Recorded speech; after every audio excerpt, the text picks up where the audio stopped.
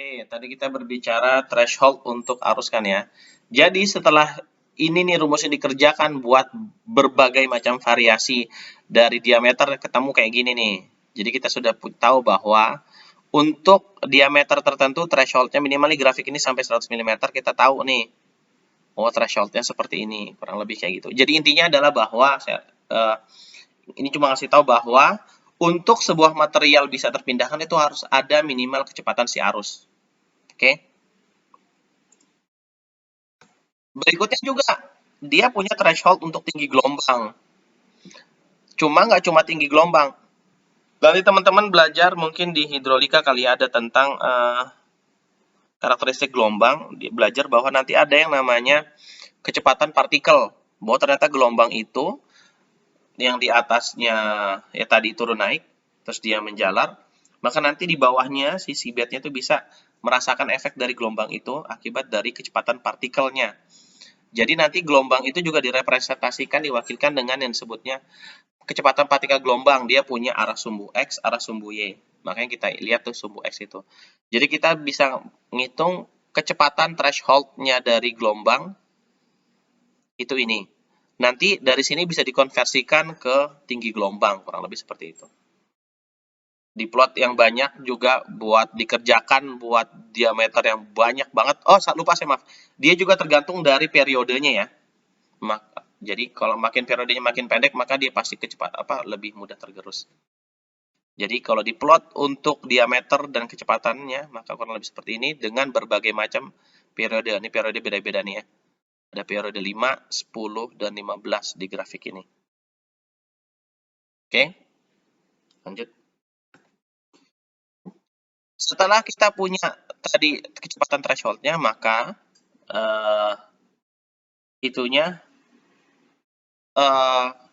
proses transportnya itu kurang lebih seperti ini kalau kita berbicara sedimennya.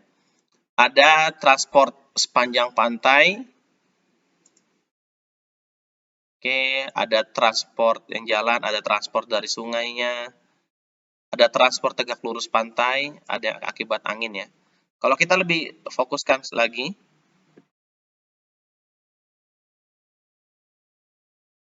ada kurang lebih seperti ini. Ada dominannya ada dua. Ada angkutan sedimen yang tegak lurus pantai, ada angkutan sejajar pantai, onshore offshore transport dan longshore transport ya. Cuma biasanya longshore transportnya ini juga dan dia ini sebenarnya saling berinteraksi. Jadi dia bukan nggak bekerja satu-satu, tapi biasanya kayak gini nih. Jadi seperti yang di kuliah sebelumnya kayaknya udah ada penjelasannya ya, bahwa kalau misalnya dia ada nih, ini laut, ini pantainya.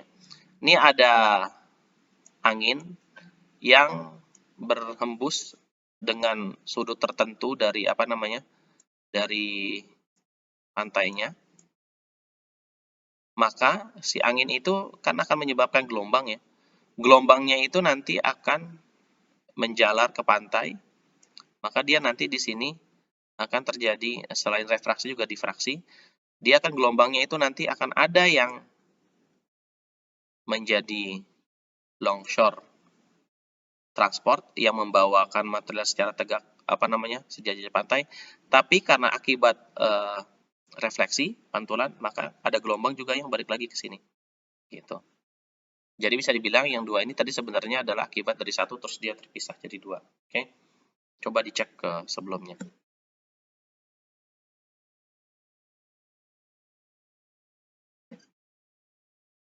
Nah, terus biasanya ini ada salah satu yang metode yang dipakai buat mengukur berapa banyak sih sedimen yang terpindahkan dalam dalam satu satuan waktu. Rumus umumnya nih pakai ini QS. Saya ngambilnya dari ini ya, silahkan mata kuliahnya. K kali P1, dia sebenarnya menggunakan pendekatan energi dengan P1-nya adalah ini sebenarnya rumus energi nih. Kalau kita lihat bahwa di sini diperhitungkan sin A cos alfa. Alfa sin A itu apa tadi? Adalah sudut datang antara gelombang kita dengan pantainya. QS itu angkutan sepanjang. Jadi kita mau lihat tuh the beat-nya, bukan the beat sih volumenya. volumenya yang dibawa oleh gelombang kita.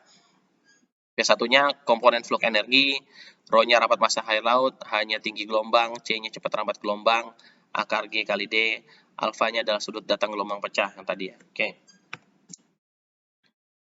Oh iya, saya lupa. K-nya disebut konstanta. Nih K-nya nih ya. Konstanta ini beda-beda.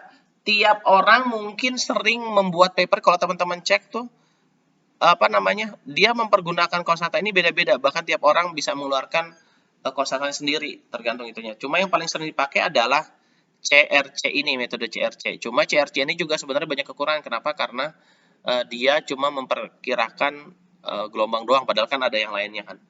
Itu kita lihat dari ini nama orang-orang membuat paper nih ya. The Catwell bikin K-nya 1,2 P1, konstantanya 1,2, P-nya dikasih akar. Ini nama penelitinya nih. Jadi lihat tuh, konstantanya beda-beda.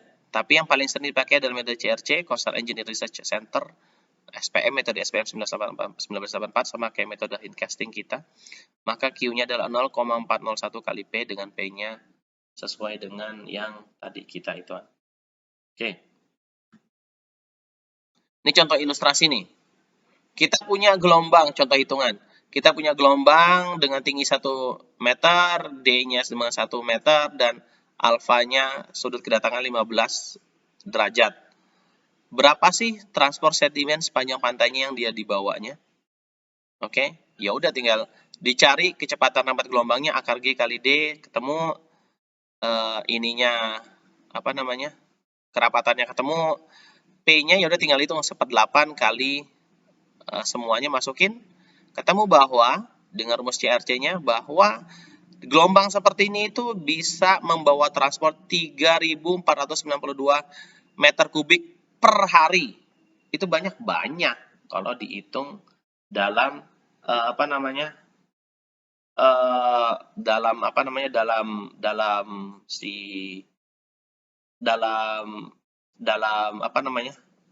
dalam jangka panjang tuh jadi banyak. Nah, kalau kita lihat seberapa banyak sih apa akibatnya dari tadi nih, dari sedimen transport dipindahkan sebanyak ini. Ini contoh yang saya mau kasih lihat teman-teman nih, yaitu ini contohnya salah satu, coba googling aja nih apa yang terjadi pada pantai di Tegal Besar, Kelungkung, Bali. Di sana tuh terjadi abrasi, parah banget abrasinya, sehingga bahkan udah kalau kita lihat nih, pantainya udah habis nih, hari per hari udah dekat sama rumah penduduk. Saya mau ngasih lihat saya mau ngasih lihat pantai Tegal Besar di Kelungkung, Bali ini berdasarkan gambar satelit ya.